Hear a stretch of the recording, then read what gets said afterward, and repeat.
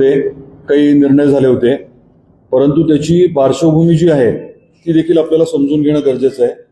गेल्या वर्षी म्हणजे एप्रिल 2025ला चाकणमध्ये निबे इंडस्ट्रीजची एक फॅक्टरी आहे, त्याचं उद्घाटन जे आहे ते आदरणीय देवेंद्रजी आणि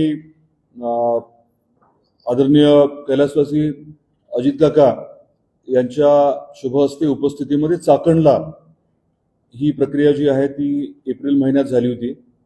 आणि साधारण त्याच दरम्यान गणेश नेभे नावाचे जे या इंडस्ट्रीचे प्रमुख आहेत त्यांना मी भेटलो होतो.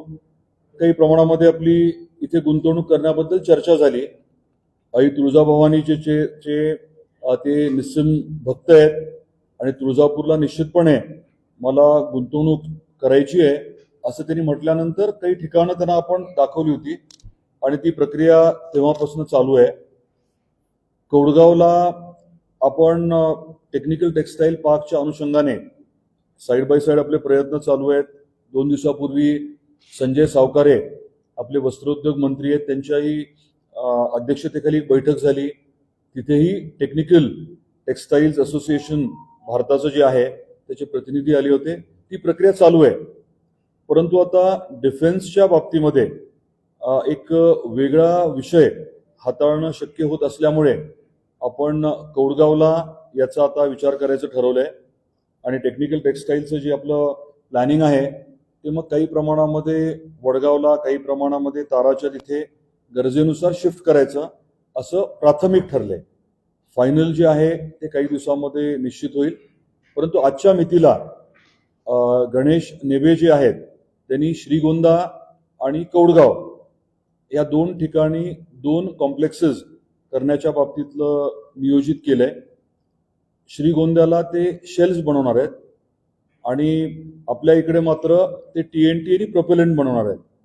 म्हणजे आपल्याला माहिती आहे की बॉम्ब गोळा असला, मिसाईल असली तर त्याचा बाहेरचा भाग आहे त्याला शेल म्हणतात आणि आतमध्ये जो दारुगोळा असतो किंवा हे मिसाईल पुढे जावी म्हणून प्रोपेलंट असतं. म्हणजे ते पेटल्यानंतर मिसाईलला पुढे घेऊन जातं. तर प्रोपेलंट आणि TNT ह्या 2 गोष्टी आपल्या कौडगावला त्याचं उत्पादन करायचं असं त्यांनी साधारण ठरवलेलं आहे. आपल्या भागामध्ये आता सध्या 1000 एकर जमीन उपलब्ध आहे. त्याच्यातली अंदाजे 800 एकर जमीन ही ग्लोबल फोर्ज नावाची त्यांची कंपनी आहे, त्यांनी मागणी केलेली आहे आणि आपल्या मंत्रिमंडळाच्या सब कमिटीने तत्वतः त्यांना तिथे ती परवानगी देण्याचं ठरवलेलं आहे. काही सवलतीच्या दरामध्ये त्यांना जमीन दिली जाईल आणि बाकीच्या काही बाबी याच्यामध्ये दिल्या जातील. या ग्लोबल फोर्जच्या माध्यमातून जे मॅन्युफॅक्चरिंग येईल तिथे मोठ्या प्रमाणामध्ये इंजिनियर्स लागणार आहेत, केमिकल आणि मेकॅनिकल इंजिनियर्स. कालच गणेश नेबेंबरोबर अगदी डिटेलमध्ये चर्चा झाली आणि त्यांनी सांगितलं की साधारण 2000 इंजिनियर्स, त्यातले प्रामुख्याने केमिकल इंजिनियर्स त्यांना लागणार आहेत या युनिटसाठी. आणि या युनिटच्या माध्यमातून या 2000 इंजिनियर्सच्या व्यतिरिक्त अजून 1000 लोकांना रोजगाराची संधी त्यांना उपलब्ध करून देणं शक्य होणार आहे. म्हणजे अंदाजे 3000 लोकांना रोजगाराची संधी आणि पहिल्या टप्प्यामध्ये अंदाजे 2000 कोटीची गुंतवणूक करण्याच्या बाबतीत त्यांनी काल मला शब्द दिलेला आहे. त्याचबरोबरीने 200 एकर जागा ही भारत बायोगॅस प्रायव्हेट लिमिटेड ही त्यांची सबसिडियरी दुसरी एक कंपनी आहे, तिच्या माध्यमातून CBG म्हणजे कॉम्प्रेस्ड बायोगॅस तयार करण्याच्या बाबतीतलं त्यांचं नियोजन आहे. कॉम्प्रेस्ड बायोगॅस आपल्याला माहिती असेल की त्याला रॉ मटेरियल म्हणून नेपियर ग्रास वापरण्याचं एक नियोजन आहे. तर आपल्या जिल्ह्यातल्या शेतकऱ्यांना बरोबर घेऊन नेपियर ग्रासचं उत्पादन करायचं आणि जसं साखर कारखाना आणि ऊस उत्पादक शेतकरी रिलेशन आहे त्याच धर्तीवरती नेपियर ग्रास आणि CBGचं युनिट अशा पद्धतीने पहिल्या टप्प्यात कौडगावला युनिट टाकायचं आणि टप्प्याटप्प्याने आपल्या 8ही तालुक्यांमध्ये CBGचं एक युनिट टाकायचं असं साधारण काल आमचं ठरलेलं आहे. आणि त्याच्या अनुषंगाने लागणारी गुंतवणूक आणि बाकीच्या बाबी आहेत या बाबतीत देखील त्यांनी पूर्ण सहकार्य करण्याचं आणि गुंतवणूक करण्याचं त्यांनी आपल्याला सांगितलेलं आहे. तर या सर्व बाबींचा विचार करून पुढचा अजून एक टप्पा या बाबतीत देखील नियोजन झालंय. ते म्हणजे डिफेन्स मॅन्युफॅक्चरिंगचं एक हब करायचं. आता 1000 एकर जागा किंवा 800 एकर जागा याला काही पुरेशी नाहीये. आपल्यापैकी काही जणांना आठवत असेल की 2004-5 मध्ये मी उद्योग खात्याचा राज्यमंत्री असताना कौडगाव आणि मग लागून भातंबरा बार्शीतला भाग असं करत आपण 10,000 एकरवरती पहिलं आपलं MIDCचं इंडस्ट्रीयल पार्कचं नियोजन केलं होतं. 10,000 एकर जमीन आपण भूसंपादन करायचं ठरवलं होतं. परंतु तेव्हा अनेकांचं म्हणणं होतं की 10,000 खूप होतं, ते तर मला 500 वगैरे म्हणत होते. पण मी 2,500 वरती फायनली अग्री झालो होतो. 2,500 पैकी 1,500 कौडगावची जी आपण आता संपादित केली उपलब्ध आहे आणि 1,000 एकर होती ती बार्शीमधली. आणि तो पट्टा जो 10,000चा होता तिथे बऱ्यापैकी पडीकच जमीन आहे. मग आज महसूल विभागाला आपण त्याबद्दलच्या सूचना दिल्यात आणि या 1,000 एकरला लागून सलग आपल्याला अजून 4,000 एकर उपलब्ध होऊ शकते का याचा अभ्यास, जी आधीची 10,000 होती त्याच्याच अनुषंगाने त्यातले 4,000 सलग मिळू शकतात का. म्हणजे कौडगावला लागून पुढे मला वाटतं जुनोनी येईल आणि इतरही काही गावं येतील. तिथली पडीक जमीन जी आता शेतीसाठी वापरली जात नाही अशी जमीन सलग उपलब्ध करून देण्याच्या बाबतीमध्ये नियोजन झालंय. त्याची माहिती काढणं, बाकीचे डिटेल्स काढणं ही प्रक्रिया सुरू केली आहे. आणि एकतर MIDC भूसंपादन करेल किंवा पास ओव्हर नावाच्या यंत्रणेच्या माध्यमातून ही जमीन संपादित करायचं साधारणपणे ठरलंय. तर थोडक्यात 3 मुद्दे. पहिला मुद्दा म्हणजे साधारण 2-1 हजार कोटीची गुंतवणूक आणि 3-1 हजार लोकांना रोजगाराची संधी. दुसरा महत्वाचा मुद्दा म्हणजे इथे TNT आणि प्रोपेलंटचं मॅन्युफॅक्चरिंग केलं जाईल. आणि तिसरा मुद्दा म्हणजे आपण फक्त डिफेन्सवरती मर्यादित न ठेवता आपल्या धाराशिव जिल्ह्यातल्या शेतकऱ्यांना नेपियर ग्रासच्या माध्यमातून एक वेगळी संधी उपलब्ध करून द्यायची. CBG बनवायचं. ते CBG शक्यतो धाराशिवमध्येच विकलं जाईल असाही आमचा विचार आहे. आणि CBG काढल्यानंतर जे काही खत निर्मिती होते, ऑर्गॅनिक फर्टिलायझर, ते देखील प्राधान्याने धाराशिव जिल्ह्यातल्या शेतकऱ्यांनाच द्यायचं असं देखील नियोजन आहे. तर हे ब्रॉड मुद्दे आहेत. आता निबे इंडस्ट्रीजच्या बाबतीत अजून 2 गोष्टी सांगायला हरकत नाही. पहिला मुद्दा म्हणजे मी बोलल्याप्रमाणे चाकणचं युनिट जे आहे ते आता मॅन्युफॅक्चरिंग करतंय. तिथे काही AK-47 सारख्या किंवा AK-57 आहे माहित नाही मला, पण 56 तर त्याचं जे आहे उत्पादन आणि इतर मिसाईलचं उत्पादन वगैरे तिथे केलं जात आहे. 26 जानेवारीला रिपब्लिक डेच्या परेडमध्ये जी मिसाईल दाखवली गेली त्याच्यावर ती निबे इंडस्ट्रीजने केलेली होती असं मला काल त्याने सांगितलं. आणि शिर्डीला त्यांनी गेल्या वर्षी एप्रिल महिन्यामध्ये भूमिपूजन केलं होतं. तिथलं युनिट जे आहे ते 23-24 मेला राजनाथ सिंग साहेबांच्या शुभ हस्ते त्याचं लोकार्पण होणार आहे. तर थोडक्यात एक म्हणजे एस्टॅब्लिश्ड इंडस्ट्री आपल्याकडे येते, त्याचं मोठं समाधान आहे. आणि त्यांनी फक्त डिफेन्स पुरतं मर्यादित न ठेवता शेतकऱ्यांचा विचार करून CBGचा पण विचार केलाय. ही एक आपल्यासाठी मोठी जमेची बाब राहणार आहे. आणि आपलं दरडोई उत्पन्न वाढवण्याच्या अनुषंगाने हा खूप वेगळा मोठा विषय होईल. कारण 2,000 इंजिनियर्स जर काम करणार असतील इथे तर स्वाभाविकपणे 2,000 कुटुंबांची सोय कदाचित नव्याने मोठ्या प्रमाणात आपल्या भागात होईल. म्हणजे आपल्या शहरात आणि शहराच्या परिसरामध्ये गुंतवणूक येणं आणि आपलं ओव्हरऑल दरडोई उत्पन्न वाढण्याला मोठ्या प्रमाणामध्ये चालना मिळेल. आणि शेवटचा मुद्दा परत रिपीट करतो, तो म्हणजे डिफेन्स मॅन्युफॅक्चरिंग हब करण्याच्या बाबतीमध्ये देखील चर्चा झालेली आहे. आणि हे सर्व विषय जे आहेत ते मुख्यमंत्री आदरणीय देवेंद्रजी फडणवीस साहेब यांच्याबरोबर देखील चर्चा करून अंतिम केलेले आहेत. आणि टप्प्याटप्प्याने सर्वांच्या मदतीने मुख्यमंत्री महोदय, दोन्ही उपमुख्यमंत्री महोदय, आपले पालकमंत्री महोदय आणि सर्वांच्या मदतीने आपण या विषयामध्ये पुढे जायचं ठरवलंय. काही आपले प्रश्न असतील तर जरूर आपण विचारावे. त्या स्ट्रक्चर तयार केलेलं ते तयार करत असताना टेक्निकल अनुषंगाने ते तयार झालं नाही, तो फक्त मेन रोड झालेला आहे. आपण अजून बारकावे जे आहेत त्याचं आपण डिझाईन केलेलं आहे. आता जे रस्ते आपण घेतोय सुरुवातीला ते सगळे मेन रोड्स आहेत. त्याच्यामुळे कुठला वेस्टेजचा विषय नाही.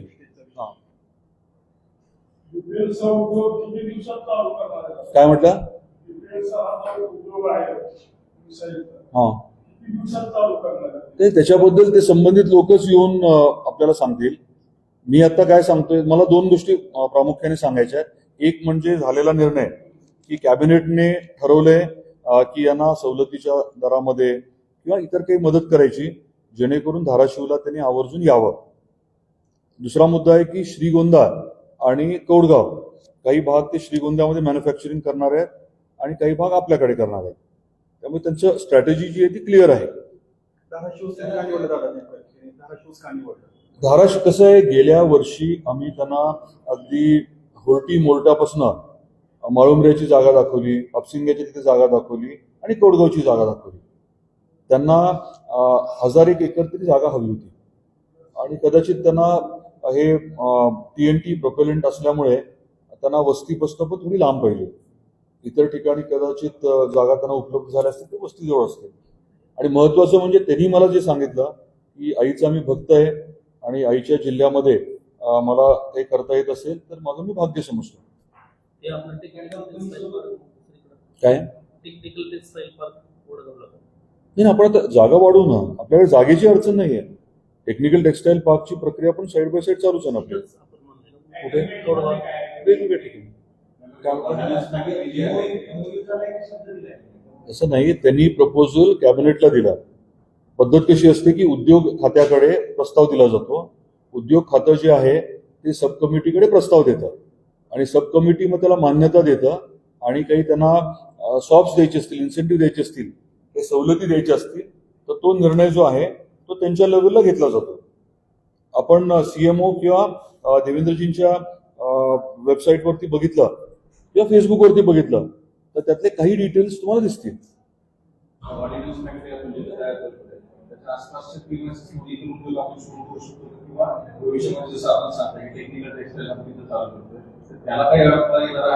नाही, 1000 एकर त्यांची असणार. 1000 एकरच्या सेंटरला साधारण मधोमध किंवा जिथे हॅबिटेशन पासून लांब एरिया आहे तिथे त्यांची मूळ फॅक्टरी असणार. बाकीचं ते मोकळंच असणार. त्यांना ती गरज असते की अजून जसं आपलं तेरखेड्याला आपण बघितलं की आपण तेरखेड्याच्या उद्योजकांना चायनाला पाठवलं होतं. तिकडनं परत आल्यानंतर त्यांना नियम जे आहेत की फायरवर्क्सची फॅक्टरी करत असताना आजूबाजूला किती जागा सोडायची हे नियम आहेत. तसंच ह्याचे नियम तर खूप वेगळे आहेत.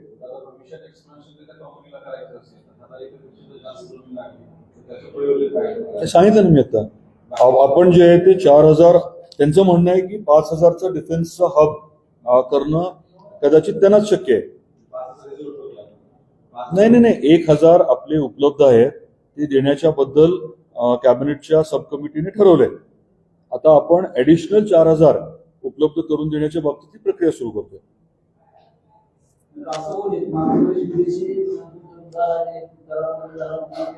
होऊ शकतं. आपल्याकडे बरेच काय असतात ते झारीतले सूत्राचारी असतात, काही सांगता येत नाही ना.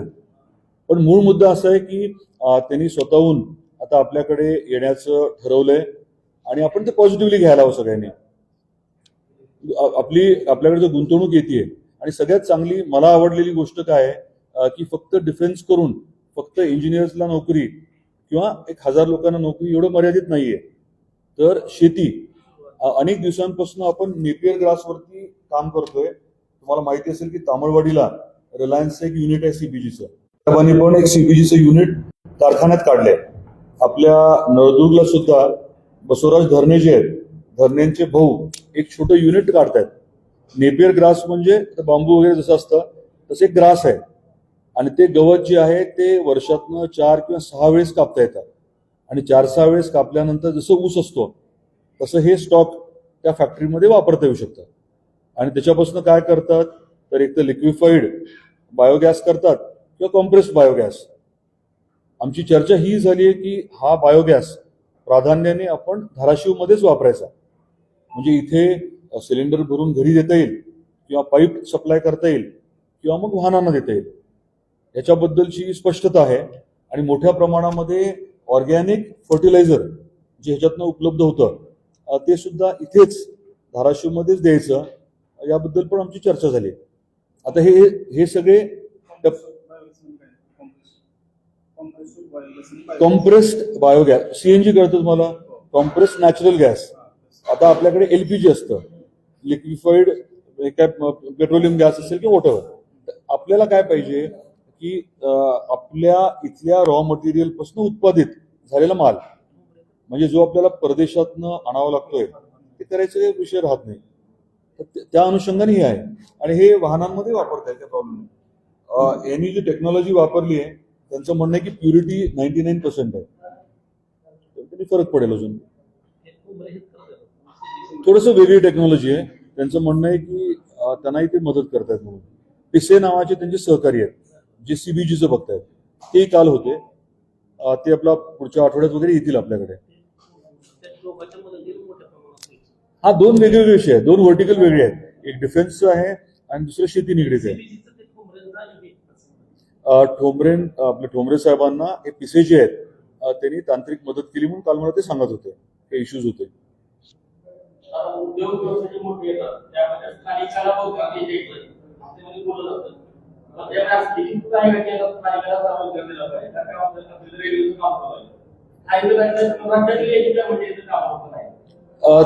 त्या बाबतीत नाही, कसं आहे, नाही, या विषयांच्या बाबतीमध्ये थोडं आपण सतर्क राहावं लागेल. बाकी आता जास्त मी बोलत नाही. आपण मिळून सतर्क राहिलो तर काही अडचण नाही. ठीक आहे, हा एक विषय होता. दुसरा मुद्दा आपल्या सर्वांच्या समोर मांडायचा होता, तो म्हणजे आपल्या 2025च्या खरीपच्या पीक विम्याच्या बाबतीत. तर खरीपच्या पीक विम्याच्या बाबतीमध्ये काही लोकांनी चुकीची बातमी दिली होती की आपला जिल्हा वगळला म्हणून. तेव्हा मी थोडी आपल्याला सुधारणा करून दिली होती की धाराशिव असेल, लातूर असेल किंवा बीड असेल, त्याच्या बाबतीमध्ये विमा कंपन्याने तक्रारी खूप केल्यामुळे सचिवांच्या स्तरावरती ही प्रक्रिया जी आहे ती चालू होती. परिमल सिंग नावाचे सध्या प्रधान सचिव आहेत कृषी, ते इलेक्शन ड्युटीवरती असल्यामुळे त्यांना थोडासा वेळ लागला, पण त्यांनी हिअरिंग घेतलंय. मिनिट्समध्ये काही चुका असल्यामुळे ती प्रक्रिया चालू आहे. पुढच्या आठवड्यामध्ये त्यांच्याकडनं ऑर्डर्स होतील. आता मला तुमच्यासमोर मांडायचा तो मुद्दा वेगळा आहे. टेक्निकल यील्ड म्हणजे तांत्रिक जे काही तंत्रज्ञानाचा वापर करून त्यांनी जे काही उत्पादन काढलंय त्या उत्पादनाच्या बाबतीमध्ये आपला मोठा आक्षेप आहे. आपल्या यंत्रणेच्या माध्यमातून समजा 1, 2, 3, 4 क्विंटल आलं असेल तर पूर्ण जिल्ह्यामध्ये हे तांत्रिक जे यील्ड आहे, हे तांत्रिक उत्पादन जे आहे ते 10 ते जवळजवळ 13 क्विंटल प्रति हेक्टर त्यांनी काढले. आता आपल्याकडे एवढी भयानक परिस्थिती होती, सगळ्यांना माहिती आहे. आपल्याला कल्पना आहे की एनडीआरएफच्या माध्यमातून लाखो एकर क्षेत्रावरती आपल्याला अनुदान मिळालंय. अनुदान मिळालं कारण 33% जास्त नुकसान झालं. मग एकीकडे आपण म्हणतोय की 33% जास्त नुकसान झालंय आणि दुसरीकडे जर तांत्रिक उत्पादन जास्त दिसत असेल तर मग काहीतरी याच्यामध्ये चूक आहे. हे लक्षात घेऊन मी आपले संबंधित कृषी मंत्री जे आहेत भरणे साहेबांना पत्र लिहिलंय की हे टेक्निकल यील्ड काढलंय कसं, याच्या बाबतीतलं रिअसेसमेंट होणं गरजेचं आहे.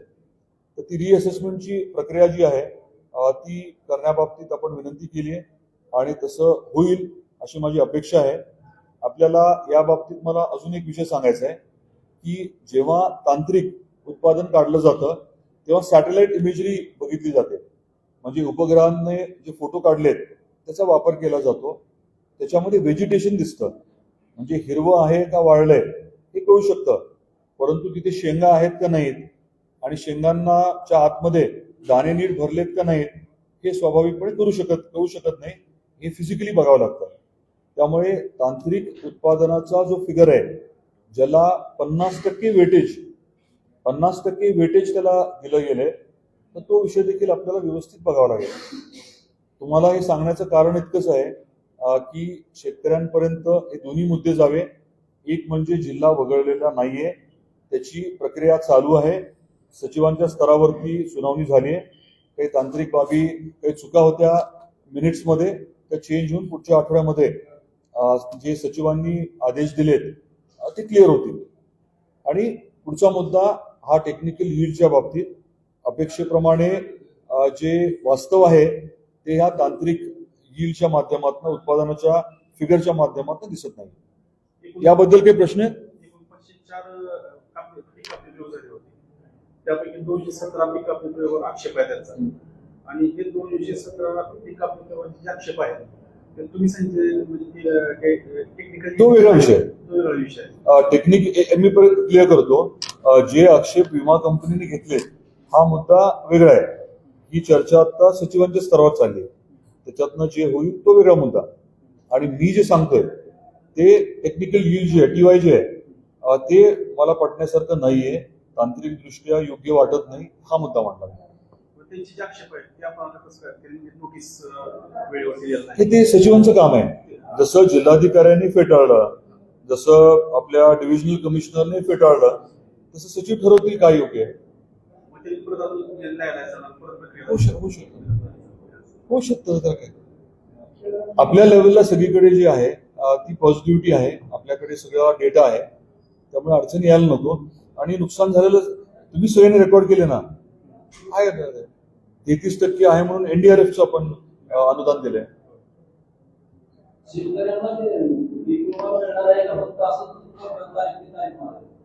ते आता बघू ना, म्हटल्यासारखं तुम्ही किती मदत करता त्याच्यावरती अवलंबून आहे. 20चा तो अडकलाय म्हणत असताना किती पैसे आले शेतकऱ्यांना 20चे?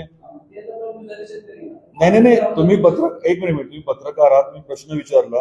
आता माझा प्रश्न आहे की 2020 मध्ये शेतकऱ्यांना किती कोटी रुपये पीक विमा जो आहे तो कोर्टाच्या माध्यमातून मिळाला, ती माहिती घ्या आणि मग परत आपण चर्चा करूया विषयावर. 1 रुपया मिळत नव्हता, ठीक आहे ना, कसा मिळाला? ग्लास जो आहे तो माझा अर्धा भरलाय, तुमचा अर्धा रिकामा आहे. बाकी मला बोलायला नका लावू. हा, बाकी कुठली प्रक्रिया?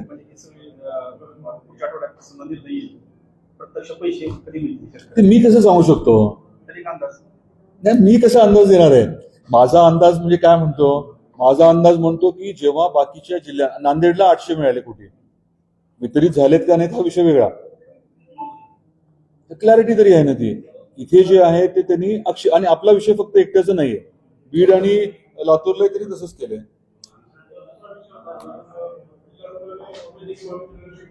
एकच मिनिट, हा विषय संपला का? ठीक आहे, सांगा काय.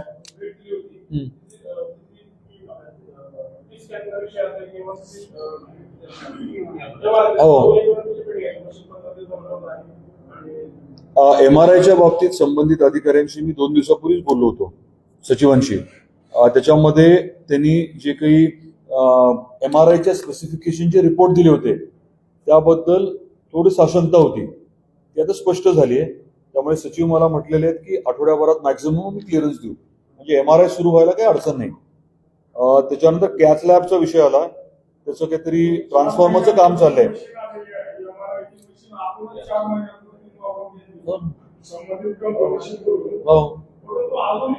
मी आता काय बोललो? मी नाही, त्याचा संबंध नाहीये, तुम्ही डिटेलमध्ये जात नाही. एक मिनिट, नाही हो, तसं नाही. तुम्ही पत्रव्यवहार आता तिथनं घ्या, त्याच्यामध्ये त्यांचं म्हणणं काय आहे की जे स्पेसिफिकेशन ठरवून दिले होते MRIचे स्पेसिफिकेशन्स, ते स्पेसिफिकेशन मीट होत नाहीत. म्हणजे जे ठरवून दिलेले निकष आहेत त्यापेक्षा कमी निकषाचा आहे असा आक्षेप नोंदवण्यात आला होता. त्यामुळे ते डिटेलमध्ये गेले. कॅथ लॅबच्या ट्रान्सफॉर्मरचा डीपीचा काहीतरी इश्यू आहे, त्याला थोडासा अजून वेळ लागेल. ते झालं की मग इलेक्ट्रिसिटी उपलब्ध झाली की होईल सुरू. ते नाही म्हणून पैसे दिले, काम चालू आहे. गरजेनुसार काय? नाही, तुम्ही समजा जर तिथे आता व्हिजिट केली, जे काम चालू आहे त्यात तुम्हाला क्लॅरिटी येईल की काम कुठपर्यंत आलंय. मला जे सांगण्यात आलंय की डीपीचं काम चालू आहे आणि लवकर आम्ही कम्प्लीट करू म्हणून पैसे उपलब्ध आहेत त्याचे. ते मला काय, तुम्ही जे संबंधित आहेत त्यांना विचारायला ना, मला काय माहिती. संबंधित कोण आहे? डीन आहे.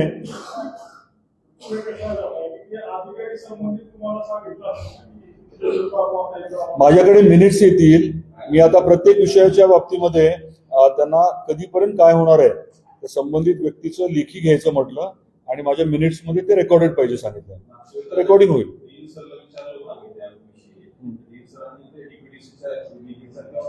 पण तुम्ही आत्ता विचारा ना डीन सरांना, आत्ता विचारा मग परत बोलू आपण.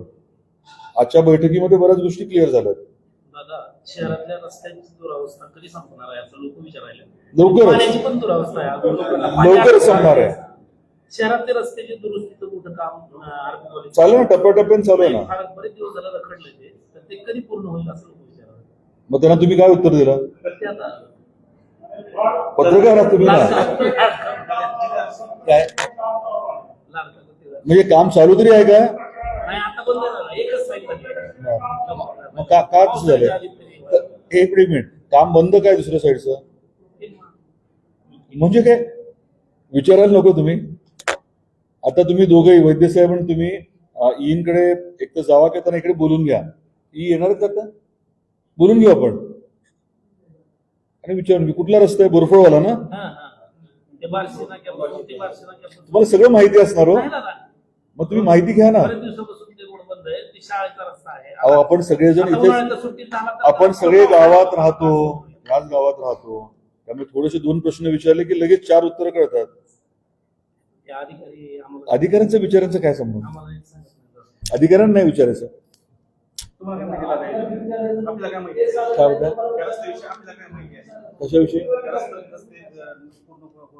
हा, मला माहिती अशी मिळालेली आहे की शहरातले काही बांधव जे आहेत त्या प्रक्रियेमध्ये थोडीशी अडकाठी आणतात. होईल, क्लिअर होईल. पाण्याचा पण विषय आहे. पाणी 8-10 दिवस पाणी कुठनं येते? उजनीवरनं पाणी येत आहे. म्हणजे एवढं लांबून पाणी येते. पाणी उजनी धरणात भरपूर असून अडचण आता आपल्या बरं झाला प्रश्न उपस्थित केला. काय झालंय, आजच मी सोलापूरचे एक्झिक्युटिव्ह इंजिनियर आहेत आणि अधिकाऱ्यांना बोलवलं होतं महावितरणच्या. खांडवीला, उजनीला दोन्हीकडे बऱ्याच वेळेस लाईट जातीये. तर त्यांचं म्हणणं बेसिकली असं आहे की पावसामुळे आणि काय म्हटलं त्याने, काय पाऊस आणि काय म्हटलं तो अशी वादळ नाही काय अजून काहीतरी कारण सांगितलं. काय काय बोलले ते? वीज हा पण ठीक आहे. त्यांना आता आपण तिथे म्हणजे काही खास करून फीडर जे आहे ते वेगळ्या पद्धतीचं घेतलेलं आहे आपल्या आपल्या वापरासाठीचं म्हणून. आणि एक्सप्रेस फीडर असताना अशी का परिस्थिती आहे हे त्यांना विचारल्यानंतर ते सुधारणा करतो म्हटलेत. आपल्याकडे तुम्हाला माहिती आहे 3 ठिकाणावरून आपल्याला इलेक्ट्रिसिटी लागते. हातला देवीला 1 आणि त्या 2 ठिकाणी. हा, कुठे एक ठिकाणी प्रॉब्लेम आला की अडचणी येत आहेत. शेतीच्या बाबतीत सुद्धा तुम्ही तो प्रश्न विचारला नाही, परंतु शेतीच्या बाबतीत सुद्धा आता प्रचंड प्रमाणामध्ये त्रास होतोय. कारण अपेक्षित व्होल्टेज मिळत नाहीये एक, आणि म्हणावं तेवढा वेळ वीज राहत नाहीये. त्याचं कारण हे की लोड प्रचंड वाढलाय. आता स्टॅगरिंगचा एक पर्याय आपण सजेस्ट केलाय. त्या पद्धतीने प्रयत्न चाललेत. सर्व इंजिनियर्सना सांगितलंय की तुमच्या अंतर्गत जे काही ट्रान्सफॉर्मर असतील तिथल्या शेतकऱ्यांबरोबर शक्यतो एक बैठक घेऊन कोणी किती वेळ कधी वापरायचं हे नियोजन केलं तर ओव्हरलोडिंग नाही होणार. 100 दिवसाचा प्लॅन होता नगरपालिकेच्या कामामध्ये, तसं जिल्हा परिषदचा आपण ठरवलं आहे. त्याचा जर काय आठवड्याचा प्लॅन आहे ना, तुम्ही लोक कव्हर करत नाही का आठवड्याचा?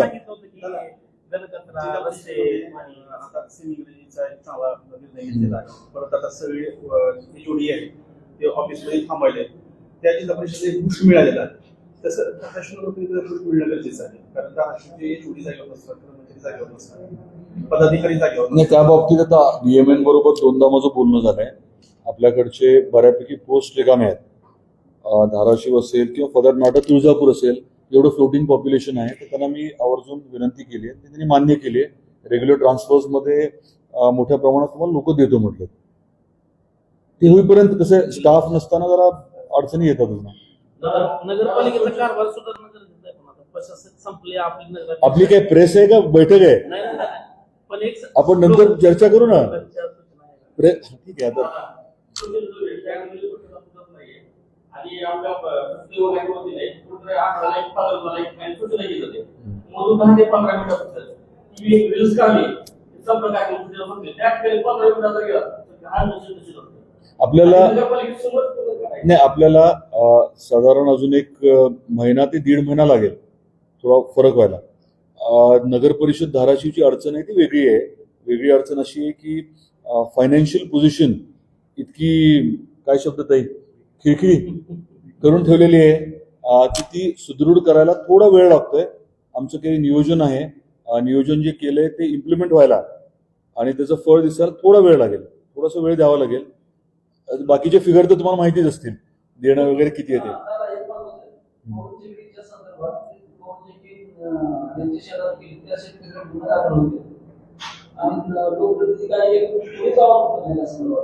कुठला विषय मला काय माहिती, नीट सांगा ना विषय.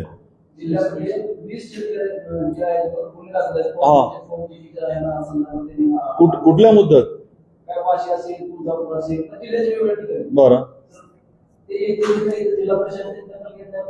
नाही माझी विनंती आहे, मी 1-2 दिवस आहे इथे, आपल्या ओळखीचं कोणी असेल तर उद्या सकाळी बोलून घ्या, मला विषय जरा समजून घेऊ द्या. सकाळी साधारण तसं नाही, ते मला काय माहिती, ज्यांच्यावरती काही अन्याय झाला असेल, 1 मिनिट, ज्यांच्यावरती काही अन्याय झाला असेल तर शेतकऱ्यांना उद्या सकाळी बोलून घ्या. तुम्ही या, आपण समोरासमोर क्लिअर करू. उद्या 10च्या सुमारास घ्या बोलून सर्किट हाऊसला शिंगोली. तुळजापूर मंदिर समितीच्या वेगवेगळ्या कामांचं उद्घाटन मुख्यमंत्री आणि उपमुख्यमंत्र्यांच्या त्याला वेळ येतो अजून. असं पालकमंत्र्यांनी हो. सांगितलं. तर त्याच्यात नेमकं